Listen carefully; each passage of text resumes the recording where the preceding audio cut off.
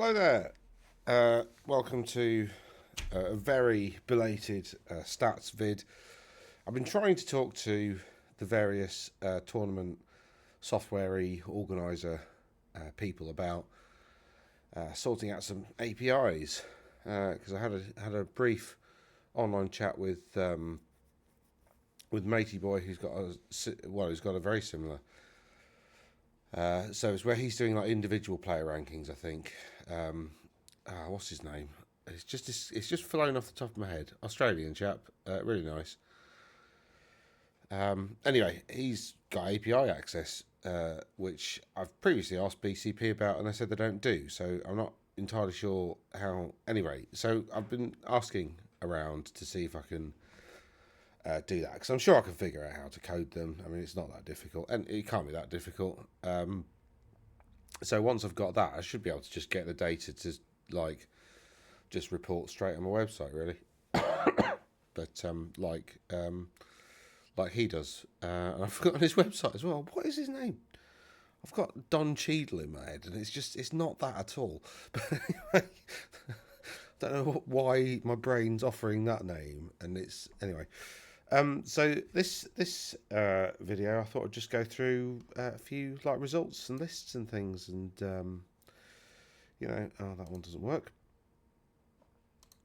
I mean, so I've not done any because usually I sort of manually get the data off and manually input it, well, semi-manually. I get ChatGPT to do some bits, and then I kind of manually do the rest. The problem is once you've put like 15 or so tournaments through ChatGPT, there's a very long conversation history, and it slows down and starts to do the wrong thing. So then you have to basically start a new conversation and tell it what to do, which normally takes about sort of 5 minutes to program it.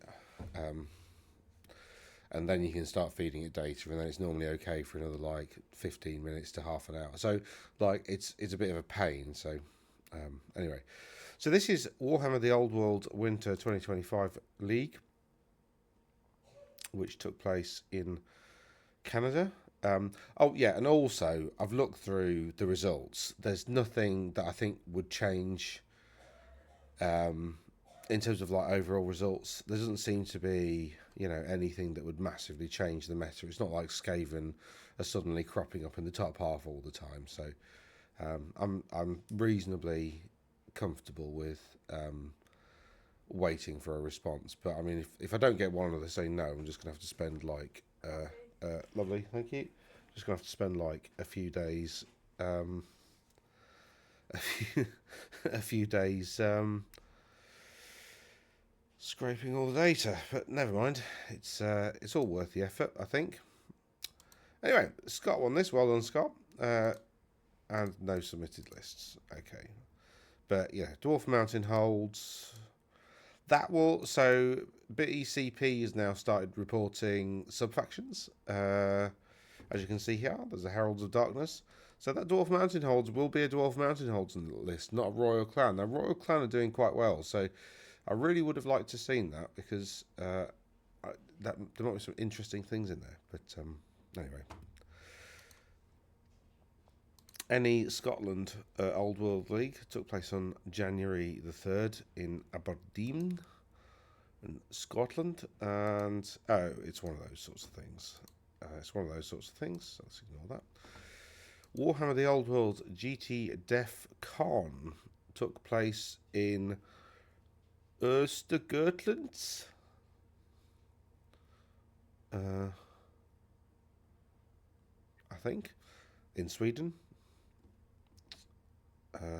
Or it's don't read the Swedish. You don't know how to read Swedish. I don't know why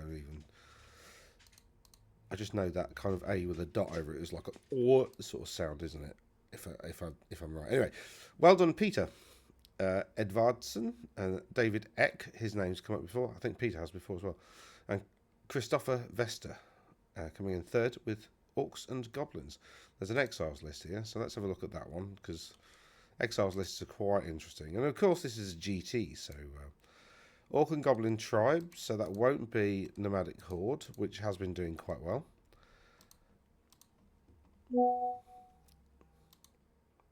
Oh, whoopsie. Whoopsie. Okay. Green Knight. Yeah, Baron, Wizard, Paladin with Knightly Temper and the Frontier Axe. And then you got a Baron with Heroism. You got an Outcast Wizard, and you got the Green Knight. So that's a real, slobber knocker of a set of characters. You see that kind of. So you either see the Green Knight or you see that Paladin upgraded to a Baron. So you end up with two Barons, one with Knightly Temper and Frontier Axe, and one with Heroism. You see my other vid on building a list. Or you see the Battle Standard Bearer doing the Knightly Temper job and the Green Knight introduced. He's got 6 Knights of the Realm, which is interesting because 6 Knights of the Realm, they die very quickly and they're not very good. Mounted Yeomen are great. They're some of the best light cavalry in the game, considering how cheap they are. They've got all the light cavalry special rules, so they're just fantastic. Peasant Bowmen, they're a mandatory choice in Exiles, and then he's got some Yeoman Guard, which I think you've got to take 1 per 1,000 of Peasant Bowman or Yeoman Guard in Exiles, and I think you've got to take 1 unit of Knights of the Realm as well, but they can be on foot or mounted. He's got 5 Peg Knights, so he's gone for a big block of Pegasus Knights rather than too little, and he's gone for a couple of Bombards. Now, Bombards are the best cannon in the game, hands down. So where's he actually? Yeah, he's losing points because he's got loads in characters. Personally, I take 2 units of like 4 Pegasus Knights, but he's sort of obviously the characters are all on Bard Pegasus. Yeah, Royal Pegasus and a Bard did Pegasus there. So yes, it's got essentially a big unit of like 7 Pegasus Knights, but then of course the Paladin and the Baron can separate and do their own thing and sort of chase down war machines or characters that are slipping through the net, or maybe even like the odd monster that's kind of landed behind your lines. Of course, the Baron can go and charge that, and the Peg Knights can go charge something else as long as they're separated. So yeah, that's a pretty good list. I don't really have any particular problems with it, apart from I don't think I saw the. No, I didn't see it. I haven't seen the Falcon Horn of Fredemund, which is, pretty important. He's got Banner of the Zealous Knight. I think that's the... Yeah, when I did my list video, somebody said, oh, you need the Vanguard moved on one of the Pegasus or else it's pointless. It's like, well, yeah, turn 1 charge sort of thing. It's like, well, in my experience, Vanguard often goes wrong because, like, you do a Vanguard move to hopefully get the first turn, and then you end up getting the second turn, and it's just not a good move. So personally, just to answer anybody who I can't remember who made that comment, but personally that's just to save me from doing something dumb before the game begins. But because I think if you can do something, you feel like it's that gold blooming thing, isn't it? Just because you can doesn't mean you should. Anyway, so Christopher, he came 3rd with this Orc and Goblin list.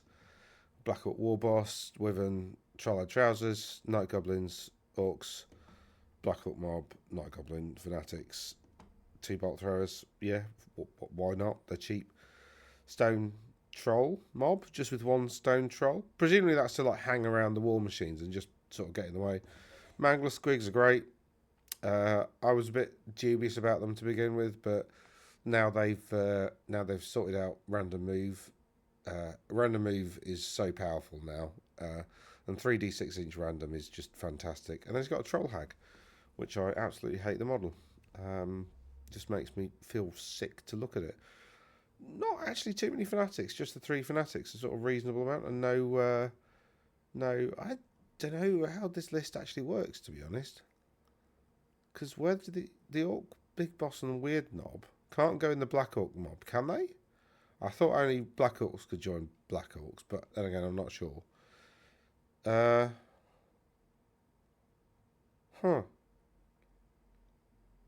I mean, I guess actually having the 3 Night Goblin War Bosses in this unit of Night Goblins is going to make it a fairly potent especially for one, because he's got Martog's Best Basher, which is pretty good.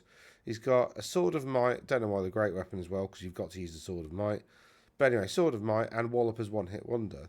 So, like, one turn of the game, that's going to be a pretty swingy unit. So, especially considering Netters basically gives you +1 toughness, maybe.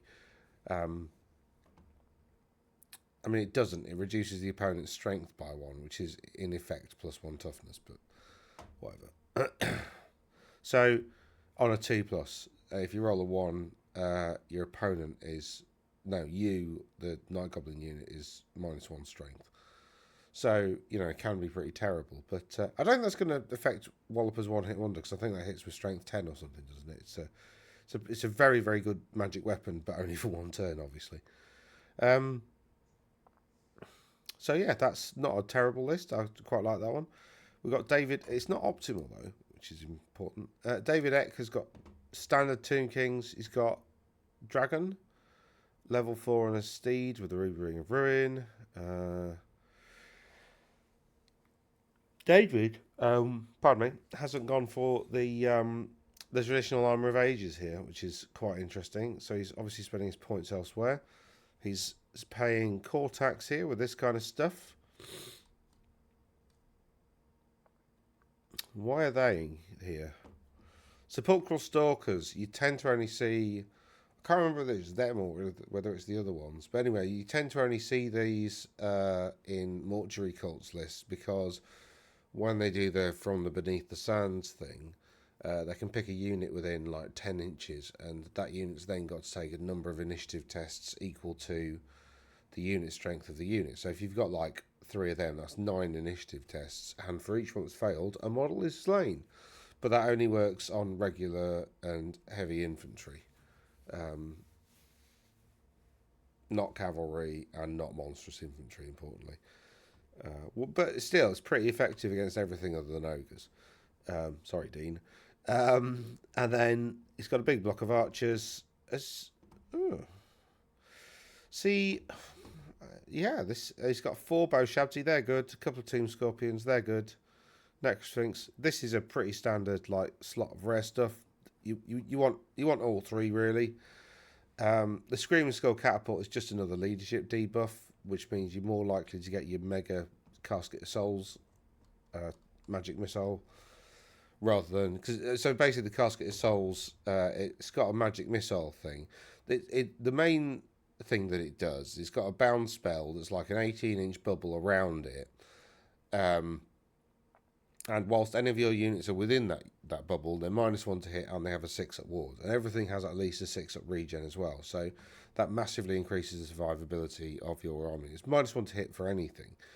And also, as per the recent FAQ, remember if you've got the reserve move, Hussar's Incantation of the Desert Wind or something like that, that the High Priest can take, because it's one of your Law of Undeath, or whatever the law's called, the Law of Khemri, basically. So it replaces your signature spell. The reserve move works on the casket as well. So although the casket itself can't move, it normally it can move at the end of the shooting phase with that. So you can move it 4 inches every turn now, which is a bizarre development. But anyway, that's what they've decided it can do. And if you want to know how it would do that, just go play Warhammer Total War. Because there's a casket in that and it moves. They all move actually, because it would work really badly if they weren't. They were just really, really slow. So I don't know why they haven't given it the ability. I don't really like static things in general in Warhammer. Like, there's only really that and the dwarf thing, isn't there? But like. The dwarf, yeah. I mean, but both of those, you could just give a movement characteristic of like 1 inch, so it can just like creep across the. Do you know what I mean? Rather than being completely static, but because then also because this can still move 4 inches a turn, which is I know 4 inches doesn't sound like a lot, but still it is quite far for something that's basically immovable. Anyway, so that's a pretty decent list. apart from the skeleton horsemen, are absolute trash. Skeleton bowmen all the way. But, you know, what do I know? And then Peter managed to win with this. Was it Peter who won? It was, with Orcs and Goblins. Although, actually, in the sort of the Scandinavian countries, they tend to lean more into Orcs and Goblins for some reason. And they tend to be better with them as well. Anyway, Black Orc, Troll-Eye Trousers, Wyvern, blah, blah, blah. 5 at regen, 5 at ward. 5 at regen, 5 at ward, 2 up save. War boss, nice. Loads of wounds, loads of toughness 6, you know, all that.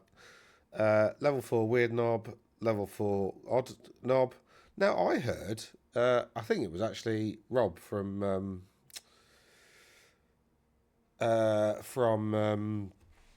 Honest Wargamer who told me that in the FAQ in January they were going to limit you to 1 level 4 wizard, which hasn't happened. But I have also seen somewhere, and I need to dig them out and have a look and do another vid on that, that they're going to be trialling some beta rules, and there's a rules FAQ that somebody else has published, so I'm going to be looking at those in another video at some point. But yeah, I mean, you know, I've said this time and time again. I think you need a Lord level character and a Lord allowance. And do you know what? Maybe only 1 Lord per 2,000 points, or maybe 1 Lord per 2,000 points. I'd stick to that personally. So then you could have like 1 mega super character who's basically your general, and then that flavours the whole army, and then you can have lots of minor heroes, as many as you like, really. And I think that would make a much more balanced like experience on the tabletop. And also, you know, I have heard rumours that they're going to bring back the old sword and board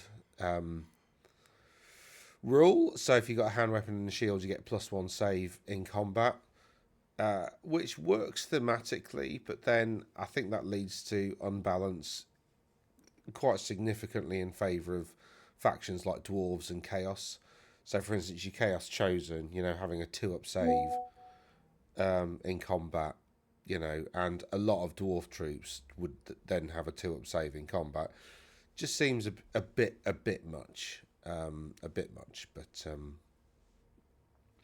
I've also heard as well that anyway, well, I'll have a look at all that stuff and do another video on that. We're looking at lists now. So another level 4, big boss, 19 Black Orcs. So he's lent quite heavily into Black Orcs. Now, the better Orc and Goblin lists seem to do that. They seem to have a big block of Black Orcs. Whereas quite a lot of people, what they do is they take 5 Black Orcs, because you've got to take a Black Orc unit to have a Black Orc character and vice versa. So you might as well lean heavily into both, I would suggest, and that's what he's done, and it's quite effective. He's got 2 units of Night Goblins, so he's got 6 Fanatics, which is, you know, they're doing a role. He's got a couple of Doom Divers, which are great, a couple of Mangler Squigs, which are great, and then a Rock Lobber for the final 75 points. So, yeah, pretty decent. Well, it's obviously a decent list. It won a tournament. It won a 5-game tournament, so well done, Peter. Jack Allen won again with Empire of Man.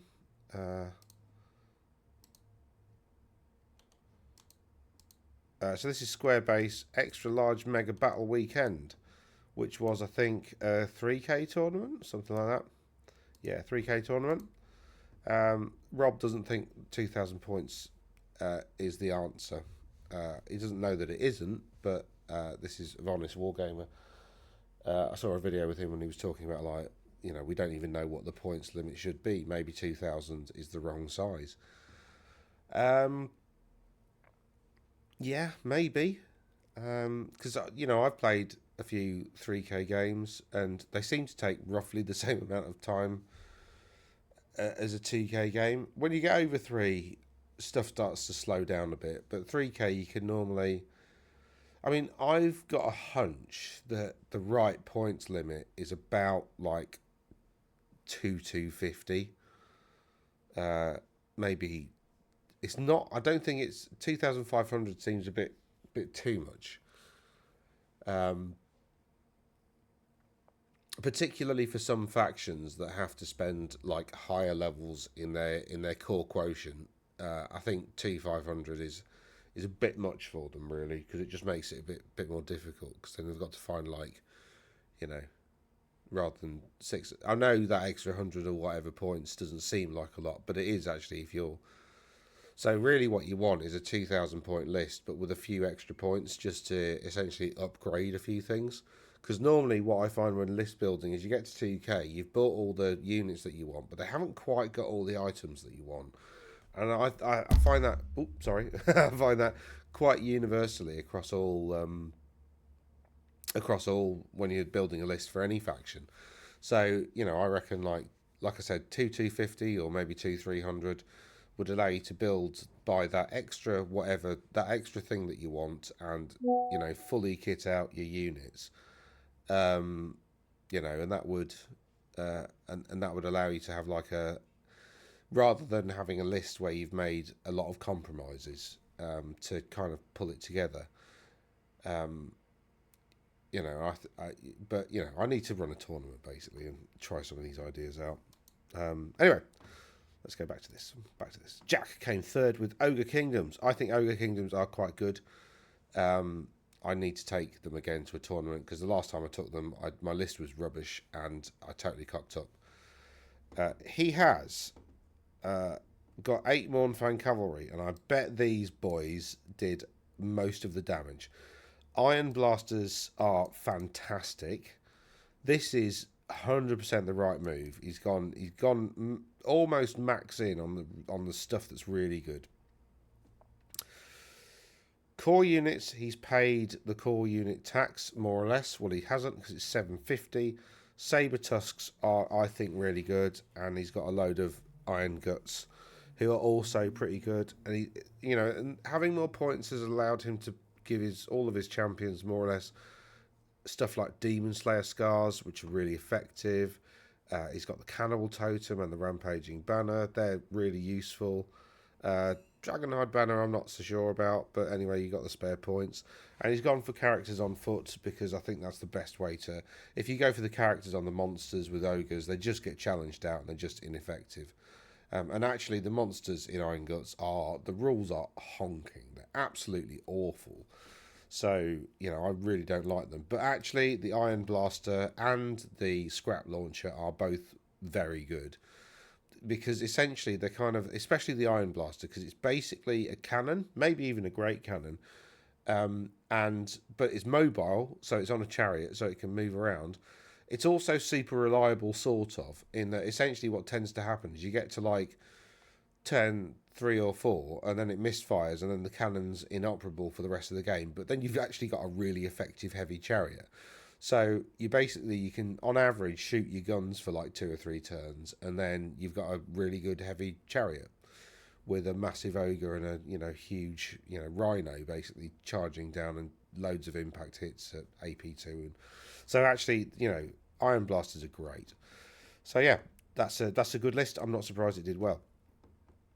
Stephen Toll went with his Warriors of Chaos. He's got the Nurgle Dragon as standard. He's got a Nurgle Sorcerer Lord on a dragon with pretty standard stuff again. Talisman, a Crown of it. That's a 5 at regen. They've both got a 5 at ward inbuilt. Carrion Crow is a 5 at regen with poison attacks. So these are both reroll 6s to hit, 5 at ward, 5 at regen. Boring, but super effective. He's then got another Sorcerer Lord who's Zinch. That one's actually only level 3. Interesting. He's got a Sorcerer Lord who's gone for Zinch on a chariot that's Mark of Undivided. You have to make the chariot the same mark as the character, I'm pretty sure. But anyway. And then he's gone for a magic items to make him a bit better. He's gone for a ton of Forsaken by Khorne, so that gives him more killing blow, which is pretty good. He's then got a load of Marauder Horsemen. He's literally just paid the core tax, though, pretty much, and some Warhounds. He's then gone for a Warp Fire Dragon and 2 Gigantic Spawn of Nurgle, which gives it a 5 at regen, which, I think it probably needs, to be honest. Personally, my Chaos list that I'm trying to get finished for, at some point, has 3 Spawn, 1 Nurgle, 1 Zinch, 1 Slanesh, although you only know 1 per 1,000, aren't you? But yeah, I'm not sure on the combo, but I don't think you need Nurg. I don't think you need them both to be Nurgle. I think like one Nurgle to go in front and then one Slaanesh to go behind the one that's in front kind of makes a bit of sense. So you get the 5-up regen against shooting, and then the other one kind of hides behind it. But the one that hides it, but then like Zinch is a pretty cheap upgrade, and it gives it magical attacks and flaming attacks, which, you know, in general you don't, you know, you wouldn't think that's actually that good. But if you think it's got a 3d6 move, it can move pretty much in any direction. It doesn't have to have line of sight to charge things because of how random move works. You just kind of wheel into something. So it's perfect for taking out stuff like Green Knight and lone characters and all that kind of stuff. So yeah. Shut up, Dan. Talk about the lists. And there we got Jack Allen winning it. Ban the Green Knight. No, don't ban the Green Knight. It's fine. It is absolutely fine. The problem with Bretonia is Pegasus Knights.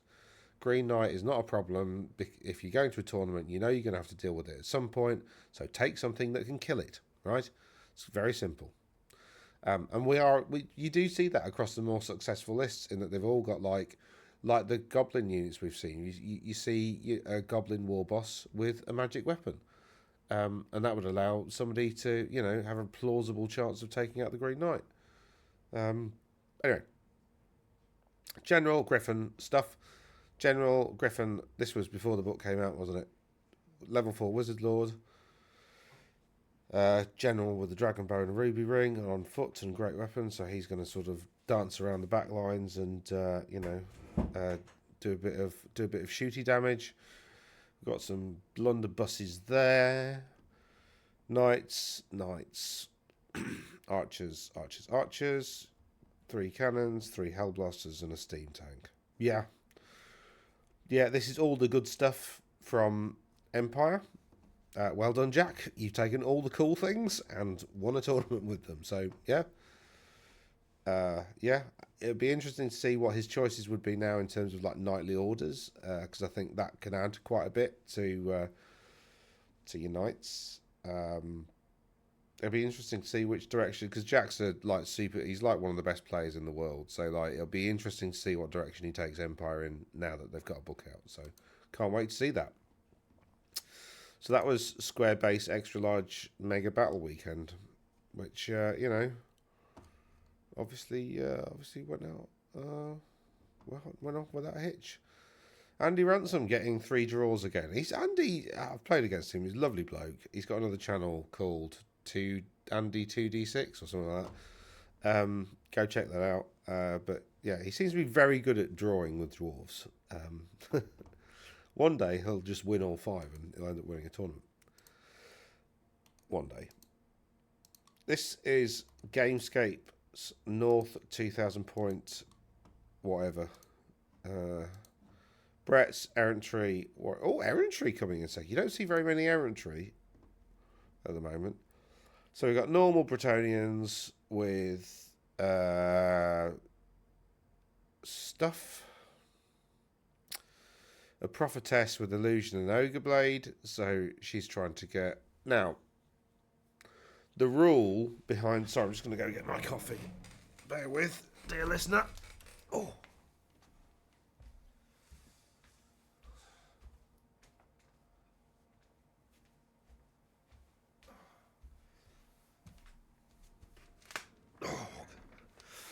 Sorry, I was at the gym yesterday. Still creaking. On camera, D job. And then after that, because we didn't have rugby training on, I went outside and practiced on the scrum machine for a bit, which was fun. I think I've just about nailed my techniques. I had one drive in particular where I like hit it quite hard, which was nice, and then I was literally walking it along the pitch. Because normally, this isn't Warhammer related at all, but normally you stick both feet in and it's like you're doing a squat. And then you chase your feet in and do another one and just quickly readjust and just keep shoving like that. Whereas this time I was just like walking it, which was nice. Because the thing weighs like 450 kilos and it's literally just a sled on like grass really. So it's a bit of effort. So I was quite happy with that. Anyway, Bretonia, we've got standard stuff. Standard stuff in core. Only 4 Pegasus Knights, very gentlemanly level of Pegasus Knights. Some Squires and some Ground Knights. So,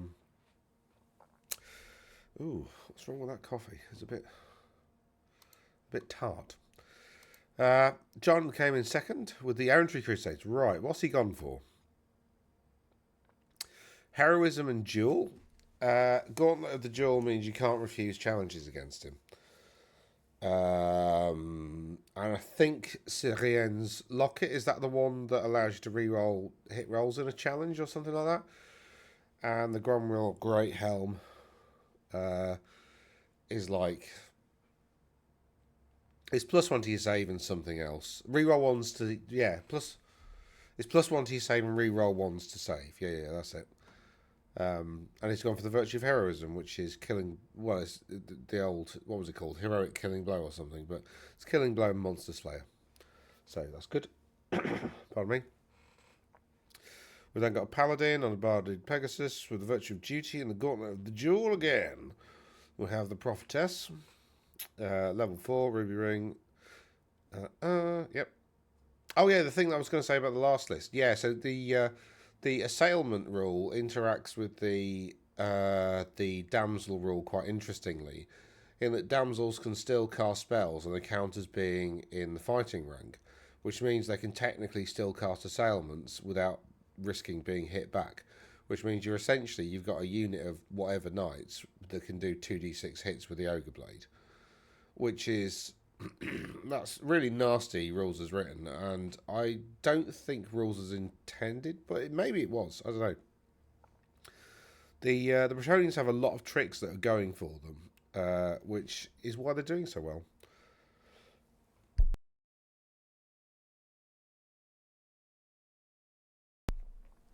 Sorry, I got a bit of a cold at the moment. As usual, I seem to be ill with something all the time. And then we've got a lot of mounted stuff, which is typical because it's an Errantry Crusade list, and they've got to spend 2/3 of their points on core, and they've got to have 1 Knights Errant per 1,000 points. So he's gone for 5 small units, 6 questing, 6 Grail. Ooh, no Pegasus Knights. Well, well done you. Well done, John, for doing well without Pegasus Knights. See, it can be done, people. And, you should learn how to do it, because Pegasus Knights will get nerfed eventually. And Miles won this tournament with a fairly standard Chaos list. Yeah, fairly standard Chaos list. The interesting bit is the Gorbeast Chariot, really.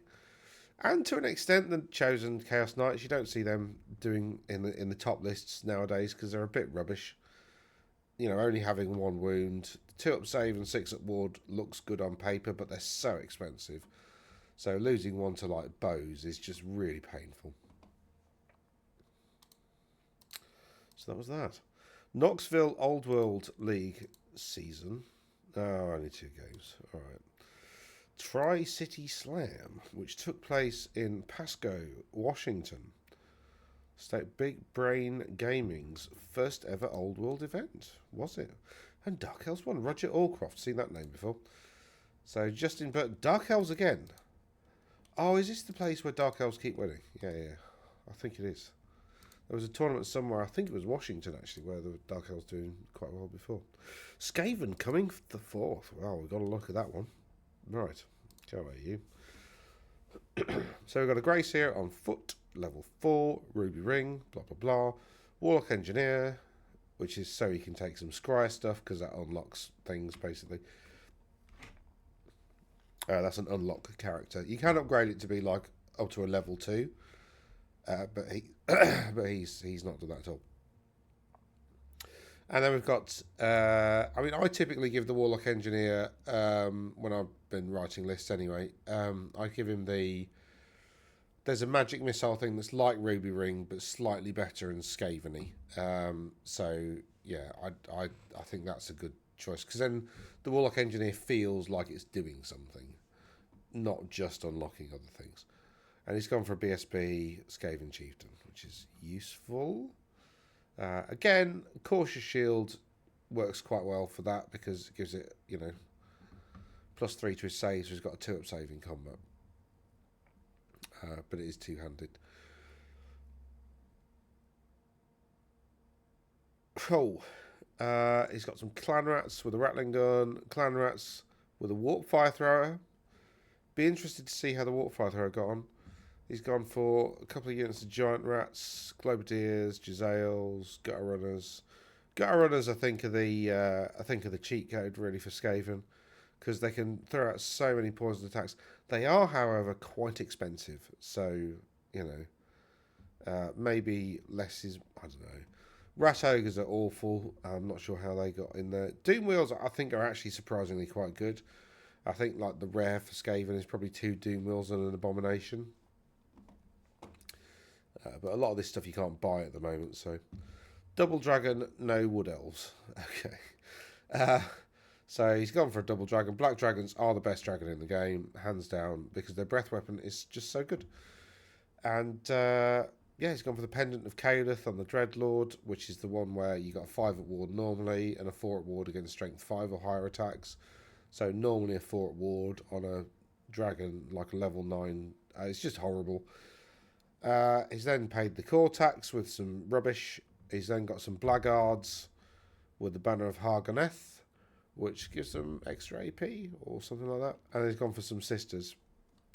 It's not a horrible list, actually. That's quite a nice, balanced Dark Elf list. So, yeah, well done. Well, I say nice and balanced. He's got 2 dragons. He's still slightly nasty, but... Tomb Kings. We've got High Priest and a Tomb King. This is a double dragon again. And pretty standard rest of the list. And then we've got this. Now, this is like Roger's Death Hag is like my favourite thing. Because it's got the Rune of Cain, which gives an extra D3 attacks, right? It's got Ogre Blade, right, which is pretty nasty already. It then goes in a unit of Witch Elves with the Banner of Hargoneth, which is, I think, extra. Yeah, I'm pretty certain it is extra AP. So he's got like, and it's got Frenzy anyway. So like, it's got like, I think it's 4 plus D3 attacks at weapon skill like 7 or 8. Strength, I think she's 6. AP 3 with Armor Bane 1 doing D3 wounds each. It's just, and oh yeah, and she's got strikes first. So like, that is like the most horrendous possible combo of stuff. As long as she and the banner is alive, that can pretty much rip through anything. Really nasty. So good. Yeah, then we've got some cold ones, Charybdis, you know, other Dark Elfy stuff. So, yeah. Roger, please go to a 5-game tournament and, like, see how well you do. Because I'd love to. I'd love to see how well you do. Right, banana. Oh, no, what? Hold on. No, okay. Schläget, I think. Schlater. Or maybe the double, maybe the, is that called an umlaut? I can't remember. Yeah, I think it's, yeah, maybe the umlaut is an ear sound. Schläter, schläget. Don't know. Schwerisch.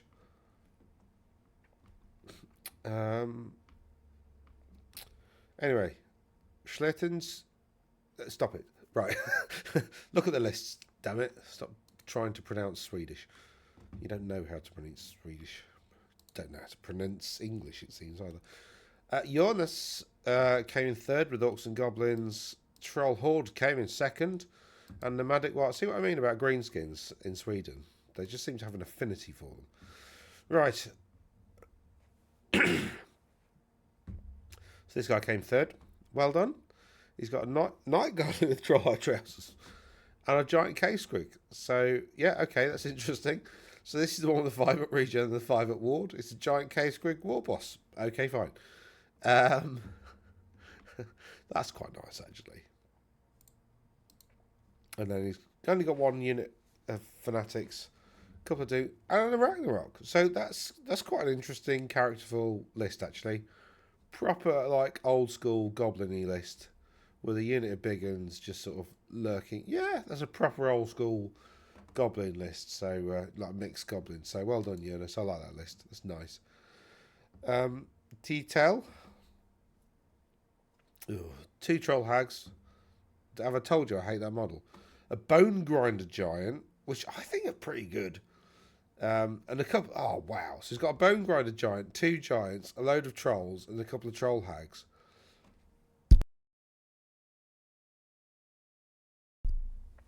Sorry, I've got a suspected spam caller. Right, so he's basically got the equivalent in combat at least of 5 giants, and he's got a load of. Yeah, I bet that's really horrible to deal with. Very good. He's not come up against like a big unit of poisoned arrows, though. I think that list would fall apart quite quickly under one of those. Right, and then nomadic. Wow. Frederick. Who? What? So he's got all boss, wyvern, troll-eyed, blah blah blah blah blah, all that. War boss on a warboar, troll-eyed, charm shield. And goblin knob with level 4 on a wolf. A big boss on a wolf with Wallopers 1-hit wonder. Presumably to run around and like hit lone characters. It's got a fairly sizable wolf rider mob. Fairly sizable big un boar boy mob. And remember the big uns rule applies to the boars as well now. Which is, I think, +1 strength. Maybe only on the charge, or maybe only in combat. I don't know. I think it might actually be on the charge. But, yeah. Anyway, it's a worthwhile upgrade to orcs. And he's gone for some savage orcs as boar boys here. In fact, quite a lot of savage orcs in the special for the extra boar boys. I think you can only take 1 unit of boar boys in core per orc war boss. Or I think actually no, if you have an orc war boss, you can take 1 unit of boar boys as your core. I think, and this is another one where I think you've got to take 2/3 in your core. And then special, and then the rare choices aren't very good. There's black orc chariots, which are like orc chariots on steroids, but very much more expensive, so probably not worth it. But yeah, no more impact, no more damage on impact, really. I think they do D6 plus 2 impact hits instead of D6 plus 1, but nah, it's not worth an extra 35 points. Nottingham, the Old World GT. Where was this held then? England. UKTC AOS. Who's that?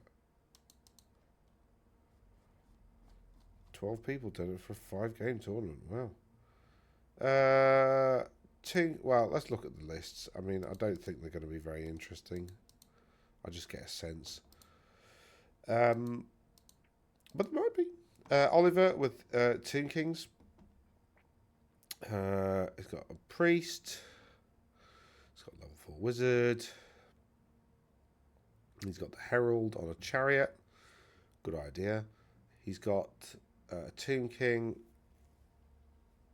on a chariot. Actually, no, this is interesting.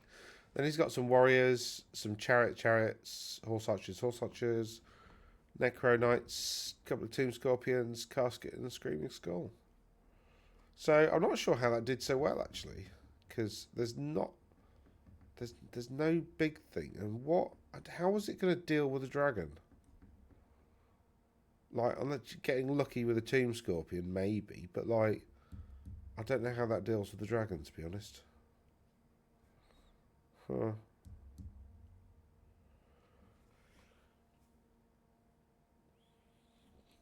No, I don't know. Vampire counts, no ghouls. Okay. Level 4. 2 Team Banshees. A White Lord BSB. That's sort of slightly interesting. Helm of Commandment allows it to... Does that allow it to regen something, I think? Or, like, raise up something?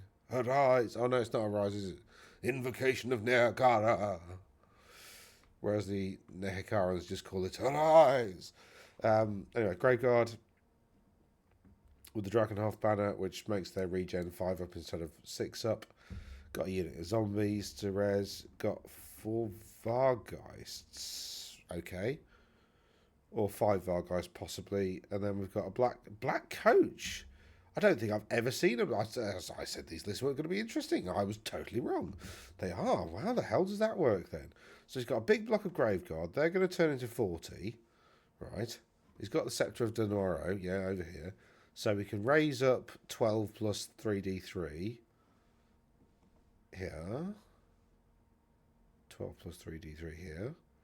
So that's 33, probably 39. Yeah, so that's going to be 40 turn 1. Then what? Then what's he do? He's got some fell bats. Black coach, so 2 blocks of... Does that white lord probably goes in those grave guard, doesn't it? Yeah.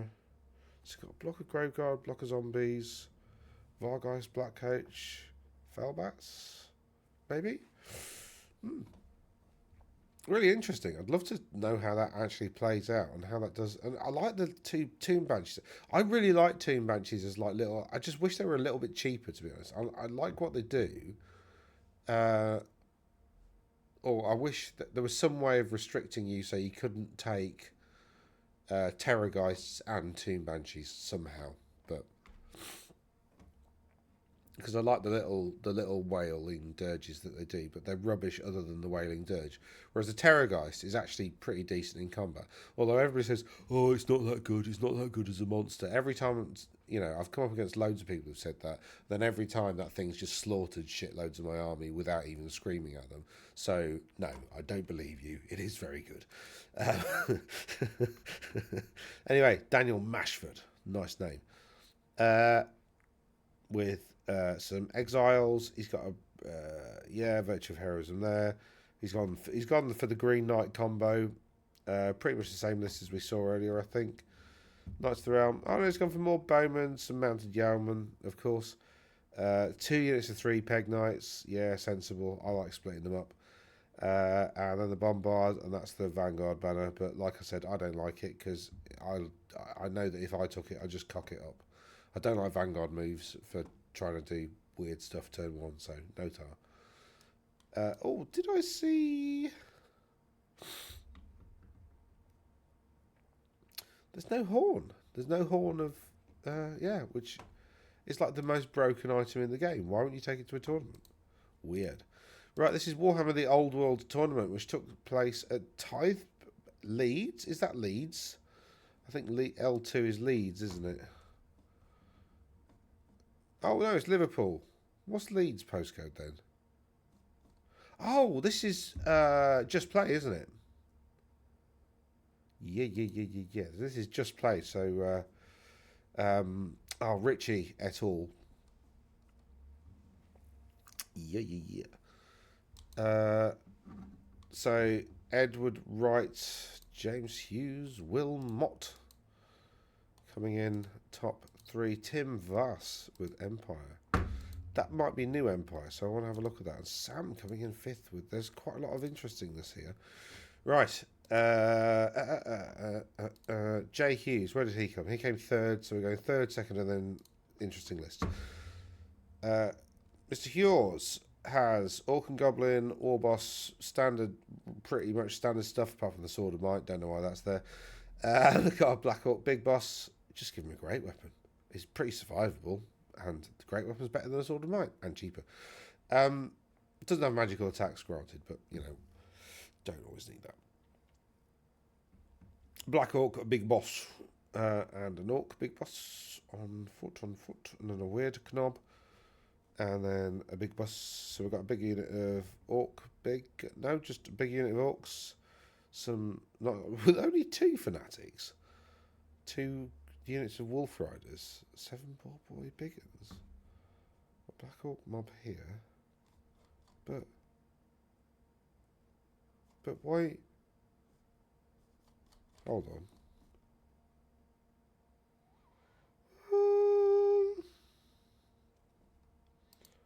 Is that... hold on. I'm not sure about that. Uh, there's. So what I'm thinking is maybe the big boss doesn't have as good leadership as the Black Orc War Boss, but maybe it does. I don't know. There's something jarring about that list. I can't quite put my finger on it. Oh, orcs come first, don't they? Leadership 9, yeah. Yeah, leadership 8. Yeah, so that can't be the general, because the general has to be the model with the highest leadership. Oh no, sorry, that's a Black Orc Big Boss, isn't it? Not a War Boss. So that is also leadership 8. Okay, so he's... Why am I finding this list so jarring then? Yeah, general. Yeah, I don't know. So he's taken a Black Orc, so he can have a unit of Black Orcs. And they've all only got additional weapons.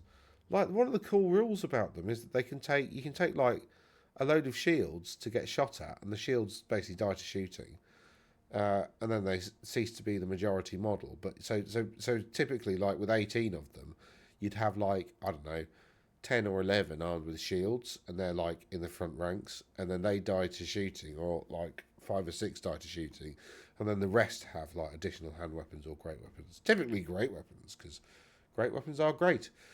And they've got lower initiative anyway, so like, you know. This list is really jarring, and I don't know why. And he's got second with it, so, or third. Yeah, I suppose it's only 3 games. He's won 2 games with it, but still. Yeah, and actually absolutely smashed his opponent. So I think he's just a really good general, because this list, it just feels suboptimal, and I don't know why. It just feels a bit off. It's not very quick. I think that's the thing. It's not very quick. There's not a lot of shooting. There's just... He's hitting some of the right... I think he's just a very good general. Right. Will Mott. Also only won 2. It's only Edward who won all 3. Will Mott. He's got Galrauch. I really like Galrauch, actually. I might buy it. He's got a Nurgle dragon. A corn dragon. Why would you frenzy a dragon? Like, why? You know, it's one of the best units in the game, and you've just lost control of it. Because any good opponent is just going to kite it around and not let it do anything all game. Has he got... He's got a big unit of knights. Corn again. Warfire dragon. So he's got triple dragon. 1 dragon ogre Shartak. Oh my lord. I don't know what's going on. I don't know what's going on. I mean, obviously, I don't think anybody in this tournament has geared their armies up to kill dragons. Because although triple dragon sounds really nice, it's really not. And the other thing about the Warpfire dragon is it turns off, I think, ward or regen saves in an aura around it, which turns off theirs as well, remember. So, or is it Galrauch that has that rule? I can't remember which, but one of them has a rule that turns off, I think it's Fumes of Contagion, actually, isn't it? There's a rule that turns off like wards and stuff, so, you know, they can't really all be together. Yeah, very, very, again, jarring. Jarring is the word. Edward Wright won with some Tomb Kings. What's he got in it? Just like loads of snakes? No, he's gone for... Yeah, yeah. So he's got the Amulet of the Serpent, 39 Skeleton Archers. Yeah, whatever. So this Mortuary Priest goes in here. This then kicks out 39 poisoned attacks a turn. Those 39 poisoned attacks may always hit on 5s anyway, but may be directed at, say, a dragon. And of those 39, you're going to get like 7 hitting, 7 auto wounding. So it's going to cause, on average, let's say 8 to 9 saves a turn. which over 2 turns of shooting is enough to kill a dragon, over 1 turn is enough to kill a giant. So that's pretty nasty. He's then got a... This is a mortuary cults list, which is what it says here. Good. And he's got a Necrosphinx and a couple of Tomb Scorpions and a couple of Catapults, which are shit. And maybe he's using them for long-range leadership debuffs so he can get the better casket spell off, maybe. Yeah, it's pretty good. And the other thing is, like, if, say, for instance, you charge the Waterfire Dragon into these boys, then, yeah, you're going to suffer... Like, what are you going to suffer? You are going to suffer, because you're a large target, all of them can shoot. You're going to suffer like 3 or 4 wounds on the way in, and then you're going to be -1 to hit. So your attacks are probably going to whiff, and then you're relying on your stomps to make up, which they probably won't. And then because they outnumber you so much, you could get broken. So, you know, that's why like a single dragon going into massive unit isn't necessarily that good, because you've got to remember, like I said, it's going to be -1 to hit because of the casket. So yeah, interesting. Tim Vass, did he win it with... Oh no, Tim Vass got 4th, but yeah, Edward's list is a solid mortuary cult list. Yeah, Tim Vass, has he gone for any of the new stuff? Has he gone for any of the new stuff? No. Was this before the Empire book then? I thought this was after. Was it? Oh no, probably before actually. And then we've got Skaven doing well. Gracie, Terror of Castello Formaggio, Doom of Carrack Alakin, the Maker of Chains, G.S. Witherbane, Screech Charmaine, Crunk Squint, Creek Stormflayer, Splitch Throat Ripper, the Storm Fang Knight, Cannon Fodder not deserving of recognition. Excellent. Enemy Ammunition Depletion Squad. Seek Rat Service Agents. Seek Rat Service. Secret Service Agent Squad Alpha, Sigma, and...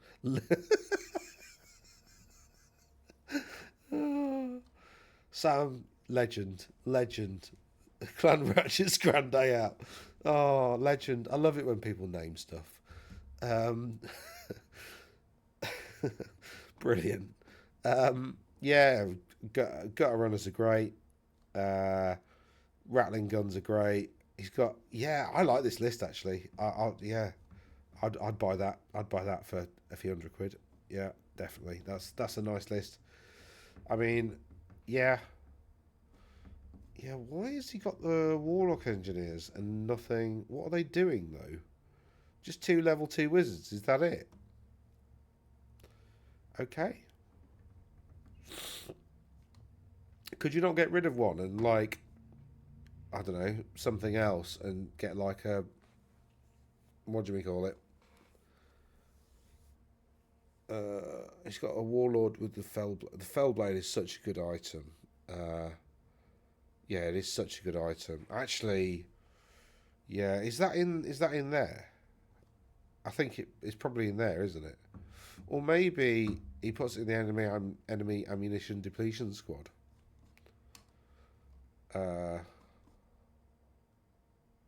Or maybe it's a big ruse and it's in the cannon fodder not deserving of recognition. I think, however, the Fellblade ought to be Master Assassins only. It ought to be something like 50 points, Master Assassins only. Because you just want like one super... You want, you know, Scritch, basically. Was it Scritch? What was his name? The one with 3 things. But you want like a super Master Assassin in a Skaven list. Because then it's more psychological, because then every time they're charging into a unit, they're like, please don't have Scritch. Please don't have the Assassin in.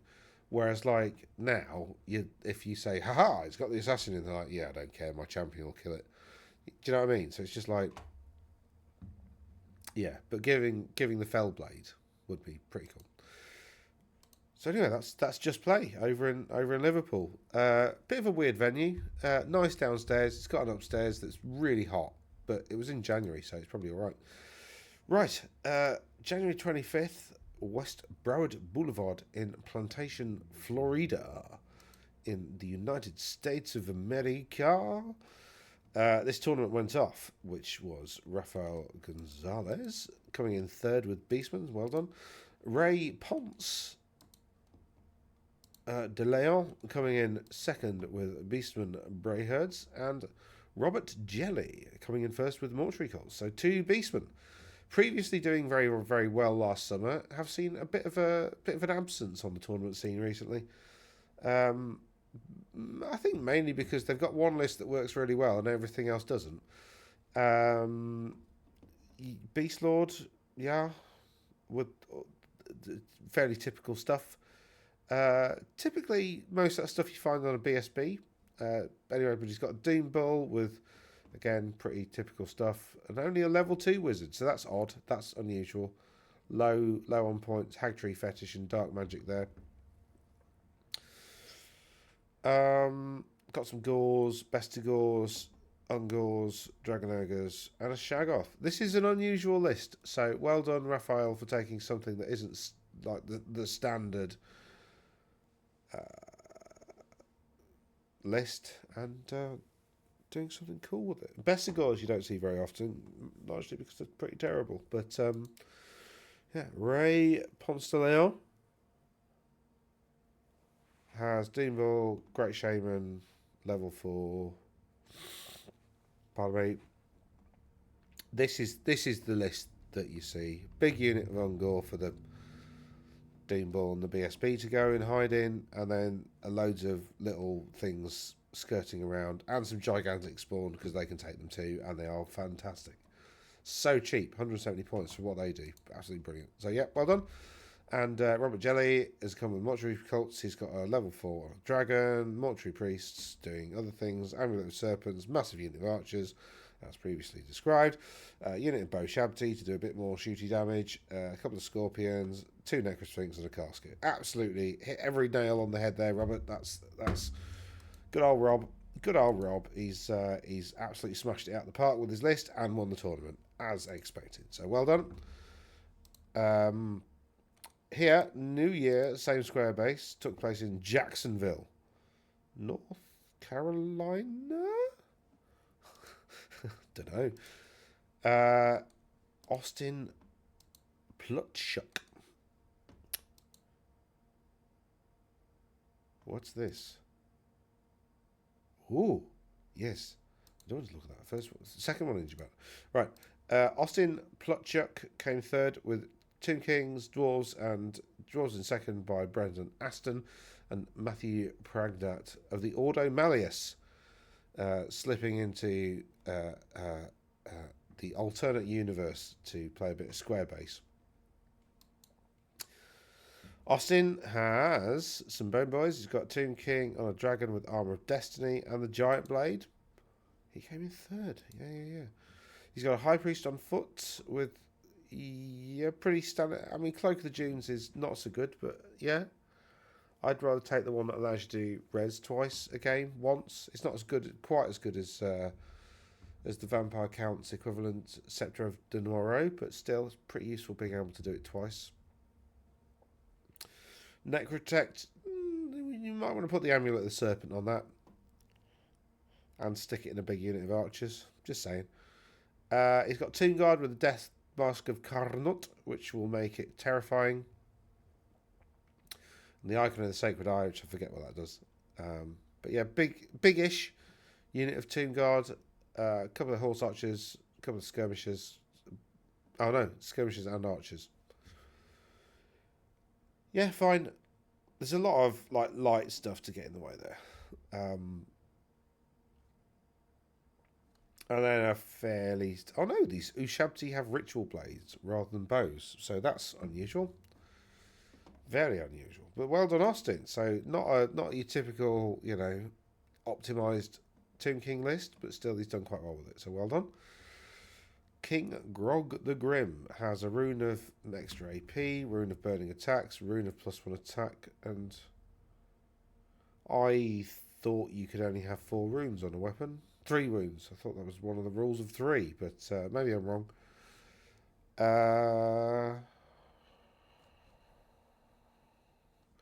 Right.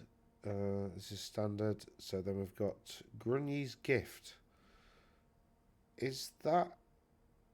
What's Grunny's Gift?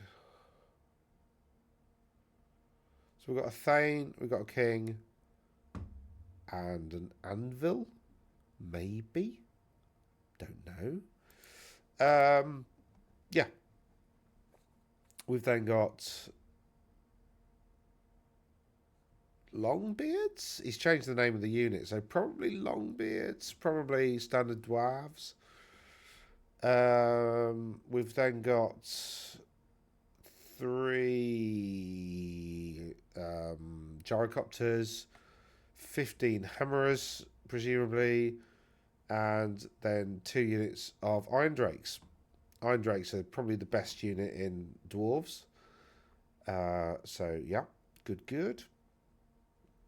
Hammers are pretty good, especially when combined with an anvil. And yeah, looks like a pretty solid list. To be fair, he's got the three gyrocopters to go around and do a bit of damage. He's got the massive amount of shooting that these do. Could do with an organ gun as well, but that would mean dropping something. Actually, 1 unit of standard dwarves, 1 unit of Iron Beards isn't terrible. Isn't a terrible idea. Although, oh god, although personally, I'd rather have a unit of Rangers, because Rangers are excellent. But what do I know? Matty Pragdat from the 41st Millennium of the Ordo Demon Killer has... did he actually get to kill any demons? No. Oh no. Did he though? Oh, he did play Spencer Mullet. I will drop right before the event. Well, he didn't, did he? He lied. There's no... no, there's no demons there. He didn't get to kill a single demon. Oh, bless. Right. And he's got Knightly Temper, Ogre Blade instead of... That's very expensive now. Ogre Blade instead of Frontier Axe. Falcon on a Fredemon, there it is. Lovely. BSB, nice. Prophetess with a Sword of the Quest on illusion. I don't know what the Sword of the Quest is, but I assume it's like a questing sword and therefore a bit of a great weapon. So 2d6 great weapon hits. Thank you very much. Probably at normal initiative as well. 2 units of Knights of the Realm, 2 units of Peasant Bowman, 3 units of Peasant Bowman. 1 unit being unarmoured and the other 2 units having no armour. And these are both skirmishers. He's paid for the upgrade. He's got 8 Pegasus Knights. Yeah, that's going to do well, mainly because of them. But yeah, pretty solid list, to be honest. And actually, having that Prophetess in one of those units of Knights is really going to help them have a bit of extra poke as well. Yep, very good. Let's play Old World Nakano Cup, which took place in Nakano City in Tokyo. Gochutsutsu Dori. Apparently, I don't know why I'm reading that. Nakano City, Tokyo. Is it not giving me an actual location? Oh, I wanted to see where Warhammer happens in Japan. Oh, that's very disappointing. Tokyo 164002. Oh, okay, that is the postcode.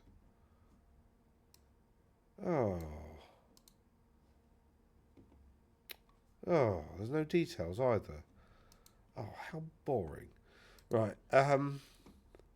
Well, somewhere in this region, some Warhammer happened. I don't know where it would have been really. Medjugorje University there. Oh, I love walking around like... Maybe here? No, Google has decided that maps isn't going to work. Okay, fine, whatever. They don't seem massively Japanese names. Will Livingston came second. Carl Wagnermark. Alex didn't submit his list. Rotter. And he's got Empire. Satoshi. Can't read that, I'm afraid.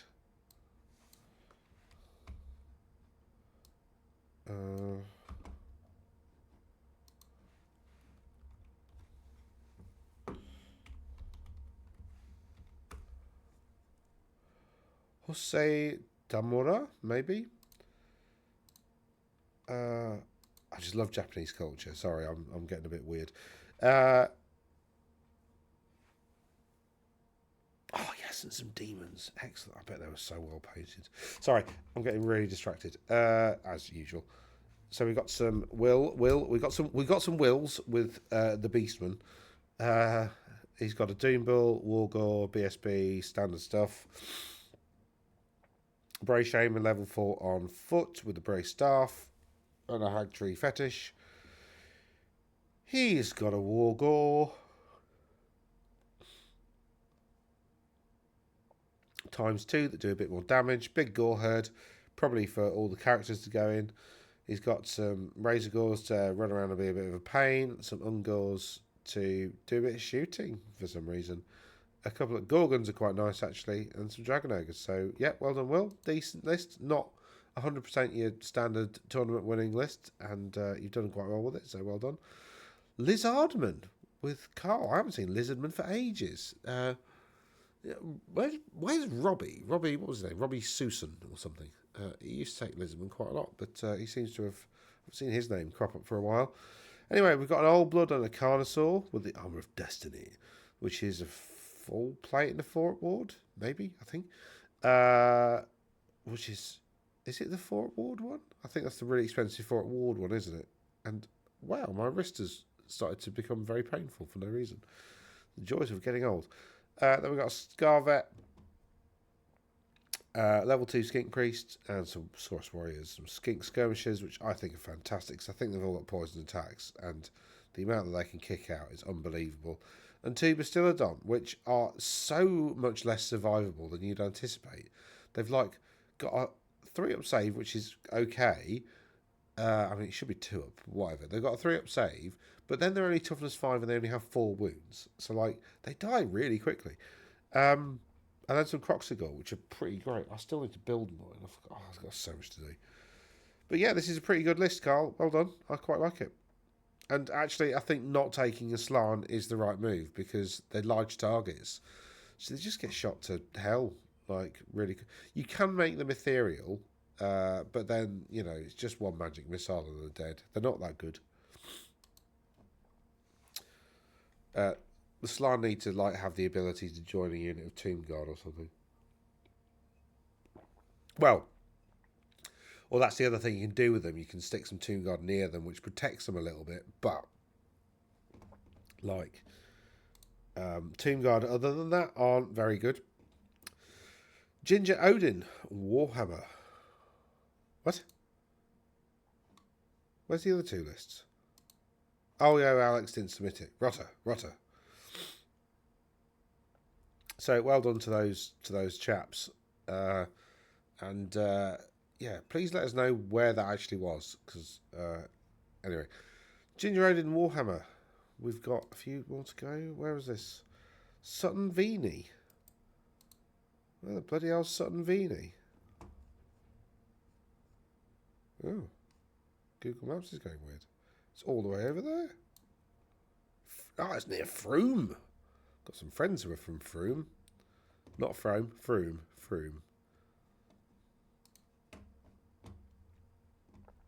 Oakley dokley.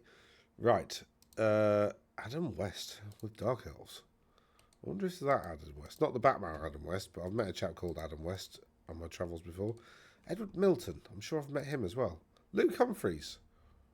These names are very familiar. I don't know why. So, did Adam come third? Adam, Luke, Edward. So, well done to those 3.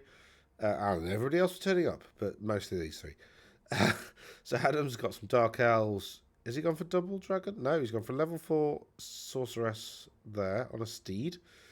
Yes, yes, yes. He's gone for a Dreadlord with all the cool stuff. Yes, yes, yes.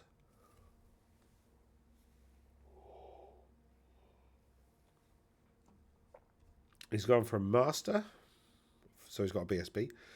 A unit of crap warriors. 2 units of Dark Riders, which I think are pretty good. They're quite expensive, but pretty good. Some Blackguards and some Cold Ones. I don't know how that list is any good, but apparently it is. So well done, Adam. Luke has Stig's Trolls. He's got a Troll Horde list. Did it come up as Troll Horde? No, it didn't. It came up as all Goblins. Interesting. So people aren't choosing the right faction or the right sub-faction when they're dropping down. So we've got War Boss, Troll Hag, War Boss, Dabang, which is level 2 something. We've then got some trolls. We've got some boy biggins and some more trolls. So there's lots and lots of trolls you'd expect from a troll horde, and yeah, some characters to two wyverns with troll hag trousers as well. So 2 wyverns. That is so cheap. Some 300 points for like basically a sort of a slightly less than dragon. So cheap. Kingdom of Britannia.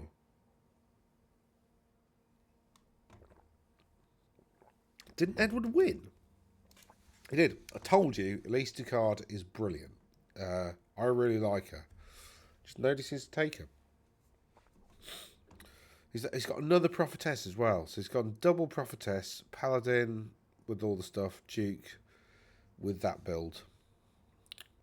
Knightly temper, ogre blade. Yep. Got 4 Pegasus Knights. The Paladin's got a Warhorse, so we've got some. He's gone for 9 Mounted Knights of the Realm, 6 Mounted Yeomen, Field Trebuchet. That's a bit of a waste of points, but yeah, the rest of this I quite like. I think that's all pretty good. So well done. Then we've got this Owl event, which took place in San Diego. Warriors of Chaos coming in 3rd. Royal Clan coming in 2nd. And High Elves. Eric Lau winning with High Elves. Well done. Well done. Let's have a look at you in a sec. So the Chaos guy has a Nurgle Dragon. And a level 4 Sorcerer Lord on a Sparded Steed. You often see them on a Demonic Steed, actually, but it's got a couple of units of Warhounds, some Forsaken, some Marauder Horse, pretty standard core lot, pretty standard special lot. Chariot you don't see too often, but they're not, not screamingly rare. And he's got a gigantic spawn of Nurgle, so pretty bog standard Chaos list, to be honest. Tom Shearer with his Royal Clan list, he's actually gone for Thorgrim. Interesting. Thorgrim's really good. He's got like a really good weapon, which people misread and think, oh, that's not so good. But then they forget that it does multiple wounds D6, so it's pretty nasty. He's then got a Thane with quite a lot of cool stuff. Another Thane with a Crisper and lots of shooty runes. So that's basically a unit of crossbowmen in one model. He's got some Longbeards, some Quarrelers, a couple of Bolt Throwers, waste points in my opinion. And all of that's 270 points wasted. I doubt that did anything. Some Rangers who are freaking excellent, and some Iron Drakes, which are also brilliant. So this is brilliant. This is trash. This is Cortax. And this is actually quite good. So yeah, well done, Tom. Good list overall. Eric Lau, however, winning with a Star Dragon and a Griffin and a level 4 wizard on foot, the Sea Guard. Ooh, exciting. So we've got I don't know why I did that. A bit like Far Show, wasn't it? Oh, suit you, sir. 2 units of Silver Helms, 2 units of Archers, 50 points just sort of get in the way. Some Illyrian Reavers, which I think are trash, but they pay core tax and they do the light cavalry job. In fact, they're the only light cavalry what else have got? High elves have got, so they're kind of mandatory to an extent. He's got a couple of Sisters of Avalon, which are fantastic, and 2 Skycutters, which I think are really good. They're like heavy chariots with swift stride. I'll have me some of that. So yeah, he's got 2 of them, which is pretty good. And some pretty punchy characters. He's not gone double dragon, which means he can afford like a nice BSB, Griffin mounted BSB, and a level 4 wizard. So he's got all the cool stuff, not quite as kitted out, I think, as he'd like them to be, but still pretty good. This is what I mean about if we had an extra 300 points, what would you do with those extra 300 points, right? You'd have to spend an extra 150 on your core units, so what would that be? Another unit of Reavers, another unit of Archers? You know, but that will give you an extra little bit in here, and you're allowed to kit out your characters exactly how you want them. And then you're like putting your best team forwards rather than it being a compromise. And I think people play best when they've got their best stuff available. But so I need to run a tournament. That's the long and the short of this. It's just running a tournament. 6 gamer. Oh, this is exciting. I'll do that one last. Save the best till last. Yeah. So the conquest of Averland, which took place in Scotland, in Aberdeen again.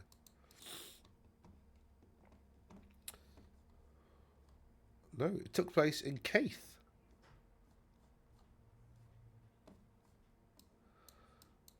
Or I'd imagine they pronounce it Keith or something like that. Right, Jed MacLeod. That is such a Scottish name. Jed MacLeod. And Paul Michael came in second, and Richard MacDonald came in first. Right. It's a 1750 tournament, so I'm not really going to look at these lists because 1750 is definitely the wrong points limit as far as I'm concerned. Yeah, pretty standard peg knights. Trebuchet's a waste of points. Paul, I shouldn't bother with that. And Jedi. No, he's gone for... Yeah, cool. Debatable. Yeah, very debatable, because the reason you take a White Lord... I get that you want a BSB, that's fine, but you know, Crypt Ghouls are a bit awful. Black Knights... Oh no, he has used it, sorry. He's used it to get the Black Knights in core. Yeah, okay, fine. Yeah, I agree. Black Knights are very good. Terrorgeist, Hex Wraiths are okay, really, aren't they? They're all right. They're not terrible. And Spirit Hosts, I think they're pretty good. I think they're possibly the best swarm in the game, but I don't really like swarms at the moment. There's something about them that I just find, I don't know, a bit naff. I've not used them on the tabletop yet, but I can't envisage them actually really being any good. Right. We did look at Richard's list. I suppose I best. So we got High Priest, Bone Dragon. Yeah, fine. And the Serpent Staff and Illusion. Oh, no, yes, that's the one that's basically sort of a great weapon, isn't it? Yeah. Cool. Yeah, I agree. That's pretty good. You've turned a High Priest into a combat dragon monster thing, so that's you know, good. And he's got the Law Familiars. Ooh, now then, Law Familiar under the recent ruling. Remember, you can't take your faction spell, so you don't get to do the reserve move spell on your. Now, I know it's a bit of a risk, but I wouldn't go for Law Familiar anymore because you really want this. Because I mean, so basically, Hussar's Incantation of the Desert Wind. Essentially, within your command radius, everything gets a reserve move if you cast it with an 11 or more. So you don't want to put it on a level 2. I mean, in fact, this High Priest can probably do it, but then this High Priest, I don't know which one's the General. I'm presuming that's the General, although this one might be. But in any case, if you got the General on a large target, that's an 18-inch bubble. So that's literally your whole army can get reserve move off one spell, which means, you know, basically you've negated the fact that you can't march for your whole army. So, you know, yeah, I mean, yeah. A 12-inch bubble around like a single model on foot is still basically 24 inches, right? Rather than 36. But, well, it's not 36, is it? Because if you factor in the size of the base, which is another 40 inches, basically you've got this 40-inch, like, massive bubble, this 40-inch zone. So, yeah, it's a lot bigger. You know, it's almost double what the foot version can give you. But then again, that said, he's not got that many units, so he probably doesn't need a massive bubble, does he?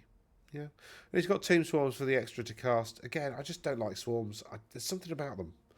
I can't quite figure them out. Pardon me. Right, War in the Old World. Andrew Chant of Battleur with Britannia. Edward Adlard of Saffron Slammers with Britannia. And Pip Hamilton, London's Old World Wrath, with Lisbon coming in first. Lisbon coming first is excellent news. I quite like Lisbon. Anyway, so we've got Andrew Chant with the Kingdom of Britannia. He's got some stuff that makes sense with a Duke there. He's got level 4 Prophetess. Again, lore familiar. Power Scroll, Battle Magic. What's he really want to get off with that? Really interesting. I don't know what he really wants to get off.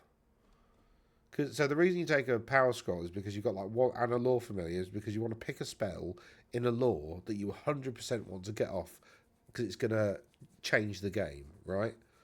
There's this one spell that tactically works really well with your army.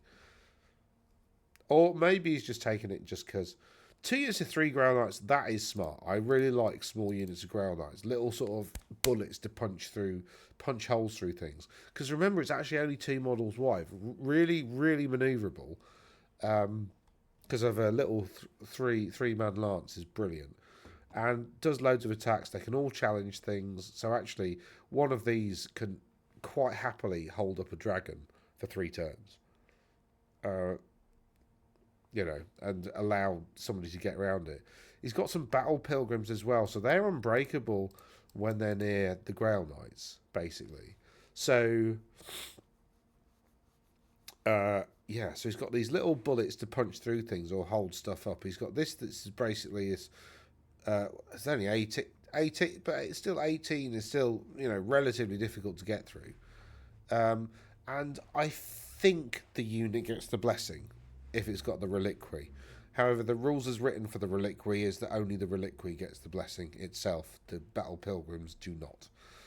But I don't think that was intended. I think if you've got the reliquary in the unit, then, you know, because the reliquary being like a single model within a unit can be targeted. So if you charge into it, you can just load your attacks into the reliquary and try and kill that off. Because if you kill that off, then you stop the unit from being unbreakable. Because I think it's the reliquary that gives it its unbreakable nature. So Battle Pilgrim's interesting unit, like most Bretonnian peasants, fairly simple to counter.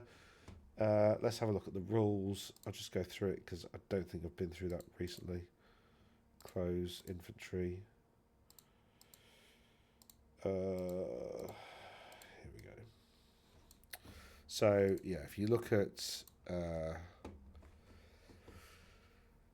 blah blah blah, counts as 6 models, occupies a space of unit reforms.